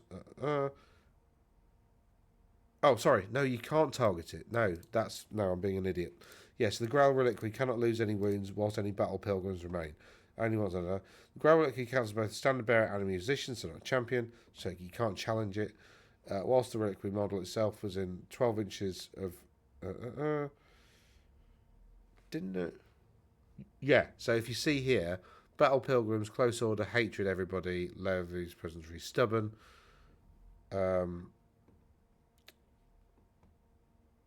Yeah, so whilst the Reliquary is within 12 inches of a friendly model that has the Grail Vow, so that can be your Duke or your Grail Knights or any character that you've upgraded to have the Grail Vow. Dukes automatically have the Grail Vow. And it's not fleeing, the unit is unbreakable and immune to psychology. Yeah. But Blessings of the Lady only apply to the Reliquary. I think that was an oversight. I think it's supposed to. I don't know. I just feel like all of this unit should have the blessing, really. But you know, yeah, they've got light armor, hand weapons, and shields, and apparently they're heavy infantry with light armor. Lightly armored heavy infantry. Hello, that makes sense. Uh, but yeah, this is quite an interesting list. So well done, Andrew and Edward Adlard. Where is this? Great Dover Street. SE. SE. Why does it keep doing that? Oh, it's OBS, isn't it? It's the recording software. It messes with things. Somewhere in South London. In what looks like what used to be a prison, but isn't actually. It's just a tower block. It's only because I live in the countryside that big buildings all look like prisons. Right. Right. And we've got... this is chapter 1. This is a different list, yeah. Peg Knights, Bombards, blah, blah, blah. Standard exiles, yeah. And then this 6-game tournament at LVO, which is the Las Vegas Open 2025, which is a big event. Warhammer themselves do stuff there. It's all in this. Oh, why isn't the maps working? So annoying. Bloody OBS is interfering with it, I think. Right, let's get rid of that. So what happened? This was a big one, wasn't it? Quite a few people went, and it's a 6-gamer as well. So yeah, so that's 70. Dark Elves coming bottom. Ring. He thought he was a ringer, did he? List unsubmitted. So Luna Valentine came 3rd. She didn't win a tournament for once. What happened? What happened? She lost against Matthew Pragdat, who... Where the hell is he? Who also had Bretonia. Oh, what happened there? Let's have a look at that. Some gossip here. Blue Ford managed to win with Exiles.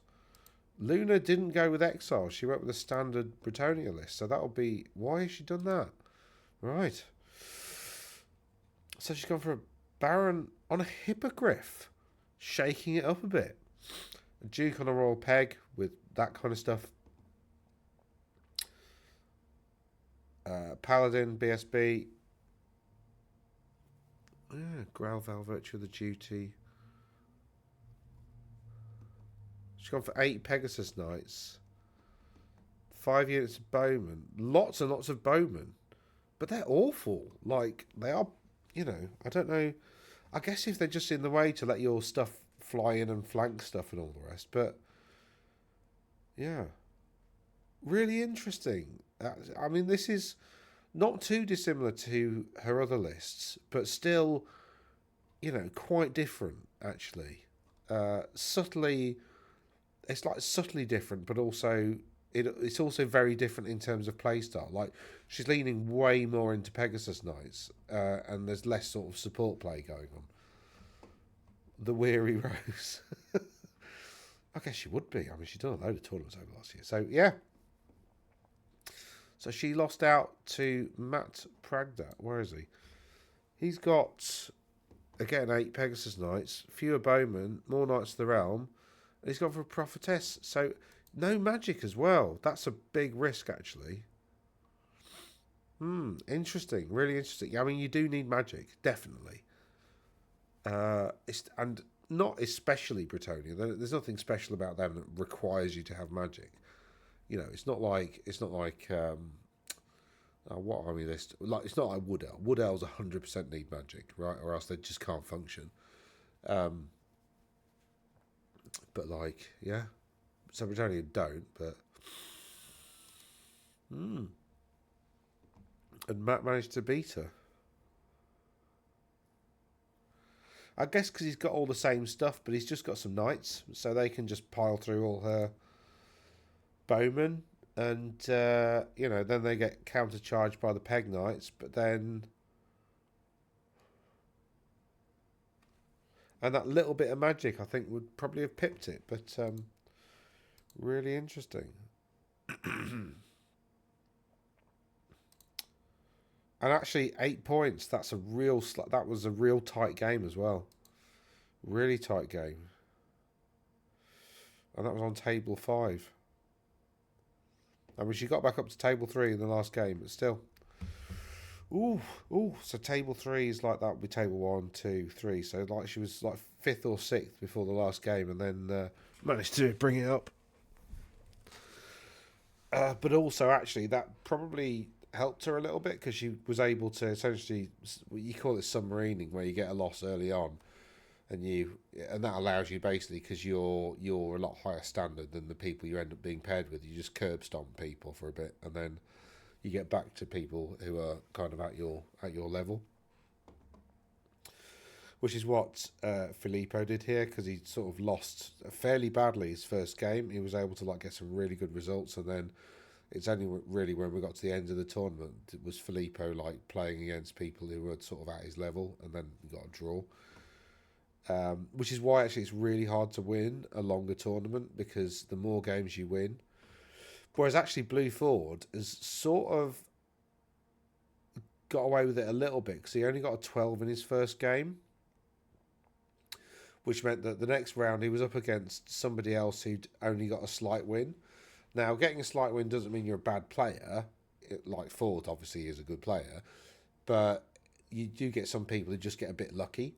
So, you know, that might be what happened in game 2. Like he was up against somebody, David Mahika.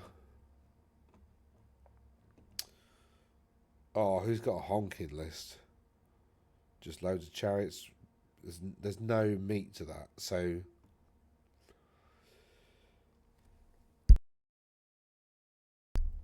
yeah, that list is really going to struggle, because there's no blocky, there's a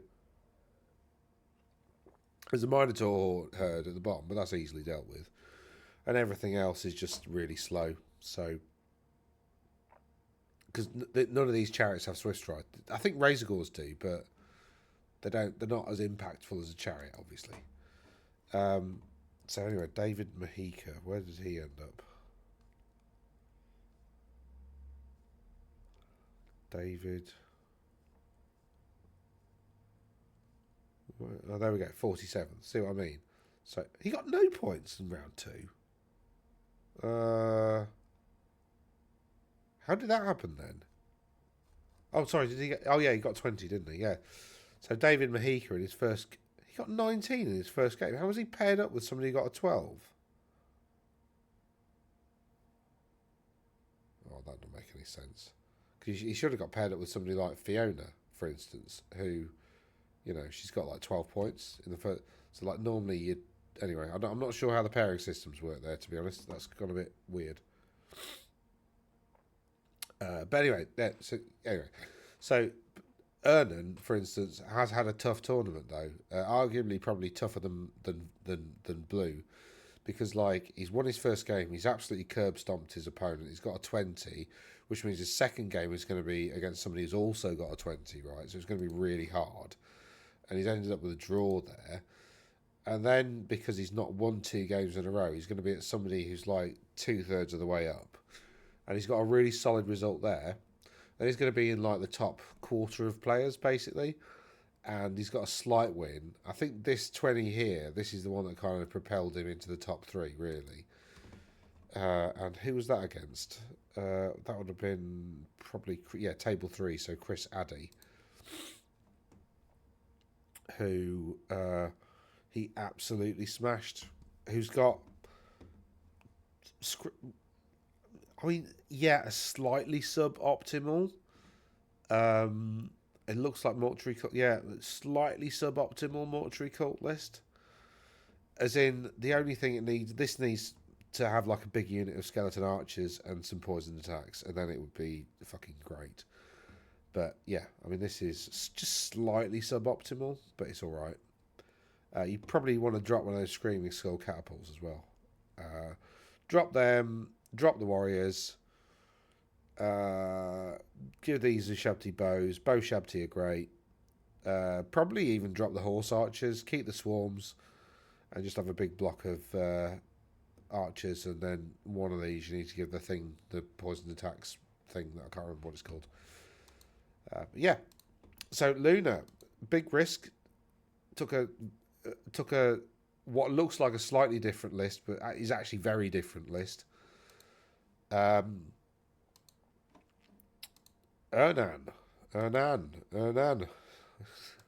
Coming in second. Ernan. Coming in second with this Warriors of Chaos list. So he's got Nurgle, BSB, 5 at regen, 5 at ward, poison attacks, great weapon, BSB on foot, looks like. Oh, on a chariot. Yeah, chariot BSB, solid choice. Chariots, I think Ed Fawcett of, he's called Close Order now, isn't he?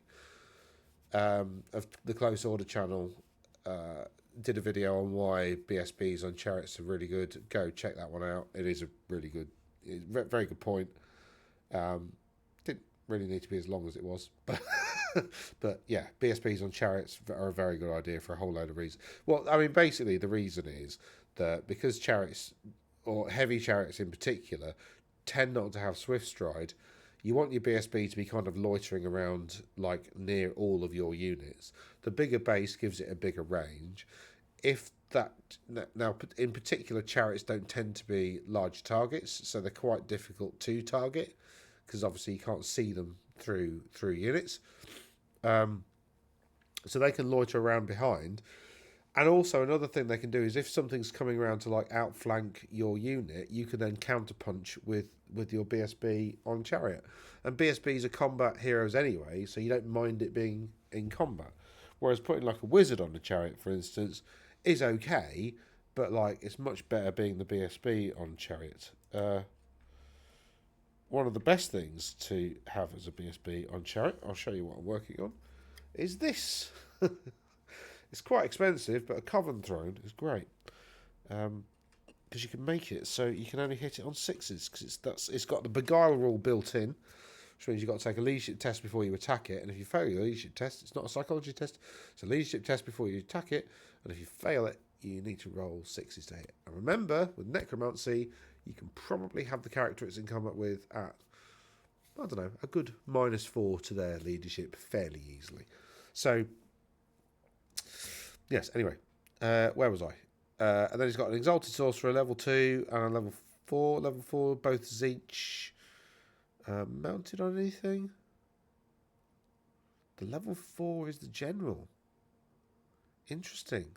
But on foot. So he's got a big unit of Zeech Warriors. He has his, 14 is not big, but okay. He's got 2 units of Forsaken by Slaanesh. I mean, some people prefer Khornes. I prefer Slaanesh because it's Swift Stride. It's great. I don't think they really need Killing Blow. 6s to wound is much less useful than, rolling an extra d6 to your charge distance. 2 units of Dragon Ogres are good, and 2 Gigantic Spawn. 1 Khorne, 1 Nurgle. Like I said, I don't think you need both Nurgle. I think this is probably the right pick. I think Khorne's good enough that, yeah, I don't know. It's an extra 15 points on Zeech. But what else are you going to spend the 15 points on? I think I'm just being picky, really. I think what it is I'm trying to justify what I want because I've got a Mutalith Vortex Beast and I want to use it as a Gigantic Spawn of Zeech because it's perfect. But it's just, I don't want to use it as a Gigantic Spawn of anybody else because it's very Zeechy, isn't it? But I guess I'll probably have to because it's such a lovely model. So yeah, Ernan came in second, but I think to an extent he got a bit stuffed by getting 20 points in the first game. I think he got a bit stuffed by getting 20 points in the first game. Like you look at Eric, who also did that. He got 20 points in the first game. He had a really tough second game, but he got 2 wins in a row, which means he was still like on the top tables. Was he still on the top tables? Yeah. So he won first, was on the 5th table, went down a table a little bit, and then got a draw there. Still on the top table. So he's had a really tough tournament. If you look at the tables he's been on. Whereas Blue Ford, you know, had I'd say a relatively, because out of 70 players there'd be 35 tables, so that's like towards the top, but you know, not the top. But then, to be fair, actually, Blue Ford last three games were on the top table, so he was like top one or two for the last three games. Really interesting.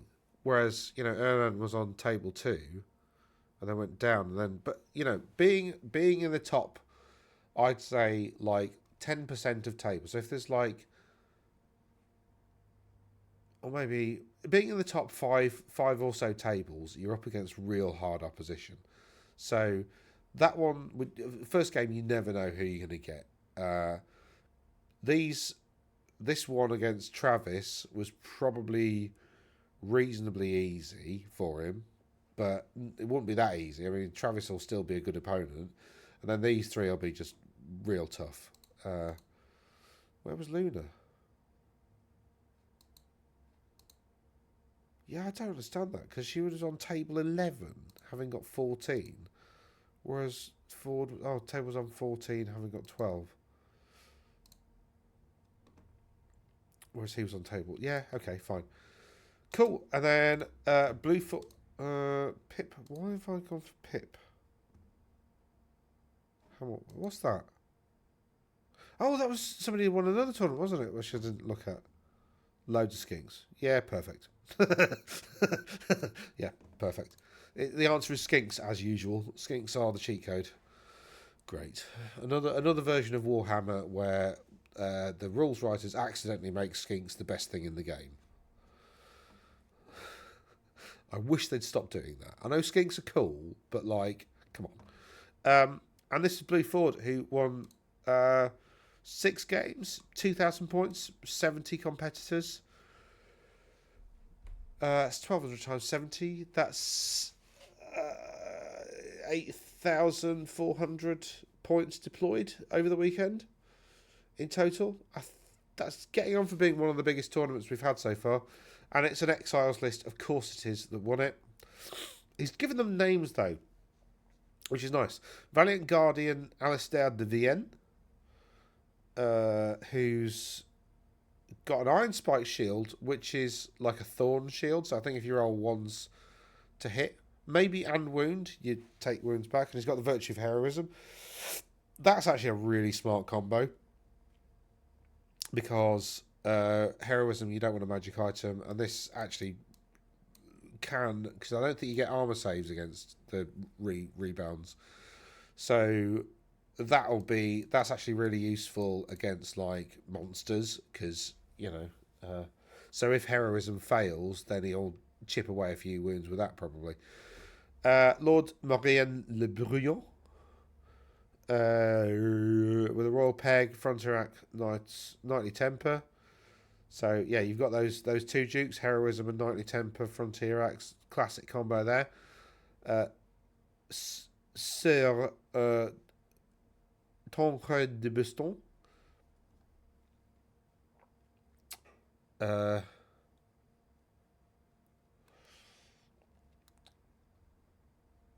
With Exiles, I was just thinking, should I get picky about the Sir not being spelt English, not being spelt French, but and then he's got for Guy Le Breton, which is who the Green Knight actually is. So that's the Green Knight. It's a Tancred de Breton. No magic. And again, he's won a tournament without magic. That's something to write home about, actually. That is something to write home about. Big block of Knights of the Realm. 1 unit of peasants, which peasant bowmen. I think that's pretty optimal. Just having 1 unit to stick some stakes down and just be a bit of a pain. And yeah, because remember, you count as charging through an obstacle. So you do some dangerous checks, and also now you wouldn't get impact hits because you're not actually physically in base to base. So I'd imagine those stake bases would act like a low linear obstacle in terms of blocking stomps and impact hits as well. So, I mean, the rules are out on that, but I think that's the implication of the recent FAQ on those. So just one unit will do though. Yeah, it's a couple of units of not only 5 Pegasus Knights, and Bombards are the best cannon in the game. So yeah, I mean this is a pretty good list. Personally, I'd probably drop one of those Dukes and go for a level 4 just to, or even Elise, because if you stuck Elise in this unit, you could make it so good. Because, Elise is, the fact that she can take 2 of the law spells means that she can really boost up a unit.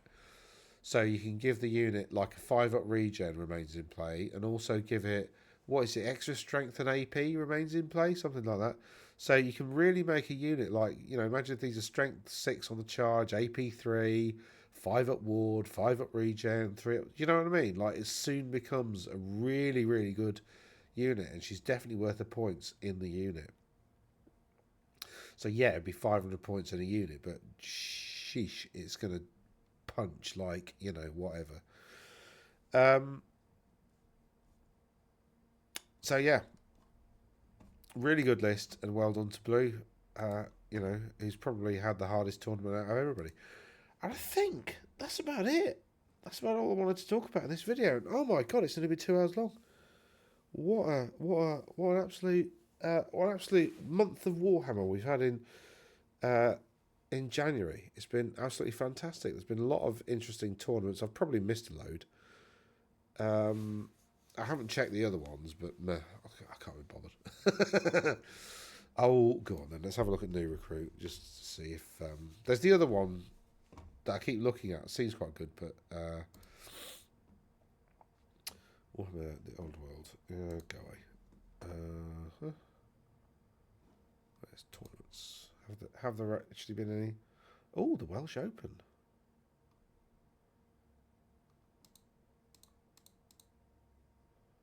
Okay. That's this Rogue Trader one here as well.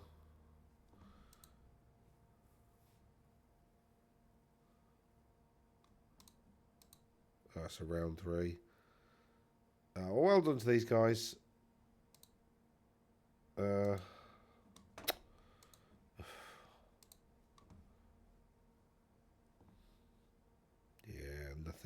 nothing exciting there. Well, it's all exciting, but it's the same type of exciting as everything else. And then we've got the Welsh Open. Let's have a look here. So, in round 5. Oh, right. -5. He's got a deduction for some reason. Interesting. I wonder what that was for. So 5 wins. So he's just Che Davies Smith, Adam Harper, and Mark Muslek. Mark Muslek has got Vampire Counts, Bretonia, and Chaos. You actually don't see Chaos winning that many tournaments at the moment. Vampire Counts, he's gone for 2 Banshees, 2 Master Necromancers, 2 Zombies, big unit of Crypt Guild. That's an interesting choice. And the Spirit House, because obviously they can be rezzed as well. And the Skirmishers. So they're just going to take... I don't really know. It's basically lock them in place with the ghouls and zombies and then just keep screaming at them and hope your screams kill stuff, isn't it? That's pretty much all this is going to do. Yeah, the Mortis engine. Remember, the Mortis engines have got screams as well. So, they've all got Wailing Dirges. So it's 4 Wailing Dirges screaming over the top of these, anything that's in combat, pretty much. So, yeah, that's a sort of a pretty nasty negative list to play against, but, super effective. Then we've got this Bretonia list, which... yeah, it's sort of what I was advocating for Exiles, but, obviously this is standard Bretonia, so he's got a Duke instead of a Baron, slightly better. But yeah, in general, pretty good. And then Che Davies Smith, who won Nurgle Lord, Ogre Blade, all that. Level 4 Zeech, Battle Magic, some Knights of Khorne, some Warhounds to stop them from having to charge all the time, some Zeechy Marauders for the Sorcerer Lord to go in. Interesting. 14 Forsaken by Khorne. So actually, all of this is core, and then it's got a Waterfire Dragon. So double dragon, sort of, and then no, definitely double dragon. Sorry, and then a Sorcerer Lord in some Marauders to provide a bit of support. So that's an interesting list, isn't it? Interesting. Looks quite effective, actually. Yeah, cool. Right, so I think that's about everything. So I'm going to sign off now and try and find these rules and FAQs and stuff to have a look at and have a chat about. Yeah, but it's we've had a good month of Warhammer. Hopefully, oh, God, I need to sleep more. Hopefully, I can get my website all API'd up and connected to the data and all the rest, and it would be really useful actually to do that. Colin Goody, that's his name.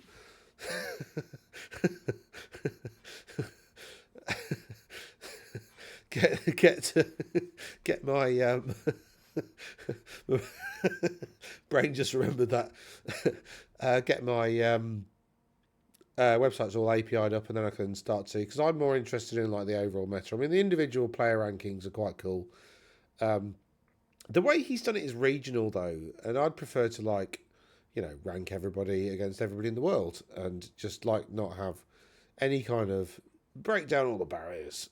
But then again, I'm fairly European and he's Australian, so Australians like their borders, don't they? Whereas us Europeans, we're like, "Ah." Not the British so much actually, but I mean, I consider myself. Do I consider myself more British or more European?